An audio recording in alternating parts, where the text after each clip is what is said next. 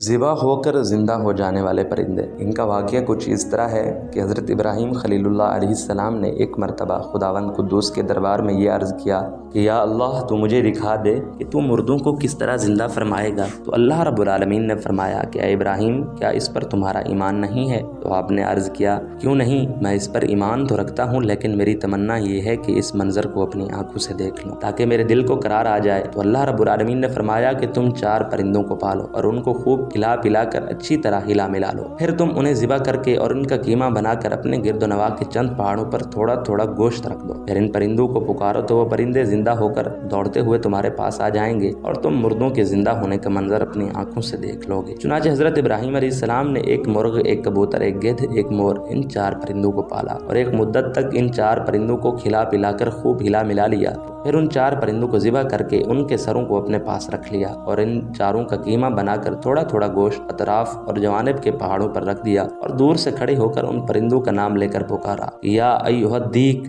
اے مرغ، یا ایتھا الحمامہ اے کبوتر، یا ایھا النسر اے گدھ، یا ایھا الطاووس اے مور۔ آپ کی پکار پر ایک دم پہاڑوں سے گوشت کا قیمہ اڑنا شروع ہو گیا اور ہر پرندہ کا گوشت پوست ہڈی پر الگ ہو کر 4 پرندے تیار ہو گئے اور وہ 4 پرند بلا سروں کے دوڑتے ہوئے حضرت ابراہیم علیہ السلام کے پاس آ گئے اور اپنے سروں سے جڑ کر دانا چننے لگے اور اپنی اپنی بولیاں بولنے لگی، اور حضرت ابراہیم علیہ السلام نے اپنی آنکھوں سے مردوں کے زندہ ہونے کا منظر دیکھ لیا اور ان کے دل کو اطمینان و قرار مل گیا۔ اس واقعہ کے ذکر خداوند کریم نے قرآن مجید کی سورہ بقرہ میں ان لفظوں کے ساتھ بیان فرمایا ہے، وَإِذْ قَالَ إِبْرَاهِيمُ رَبِّ أَرِنِي كَيْفَ تُحْيِي الْمَوْتَىٰ قَالَ أَوَلَمْ تُؤْمِنْ قَالَ بَلَىٰ وَلَٰكِن لِيَطْمَئِنَّ قَلْبِي قَالَ فَخُذْ أَرْبَعَةً مِّنَ الطَّيْرِ فَصُرْهُنَّ إِلَيْكَ ثُمَّ اجْعَلْ عَلَىٰ كُلِّ جَبَلٍ مِّنْهُنَّ جُزْءًا ثُمَّ ادْعُهُنَّ يَأْتِينَكَ سَعْيًا وَاعْلَمْ أَنَّ اللَّهَ عَزِيزٌ حَكِيمٌ۔ اگر آپ کو یہ ویڈیو اچھی لگی ہو تو ویڈیو کو لائک بھی کر دیجیے گا اور چینل کو سبسکرائب کر دیجیے گا اور ویڈیو تمام دوست احباب کو شیئر بھی کر دیجیے گا۔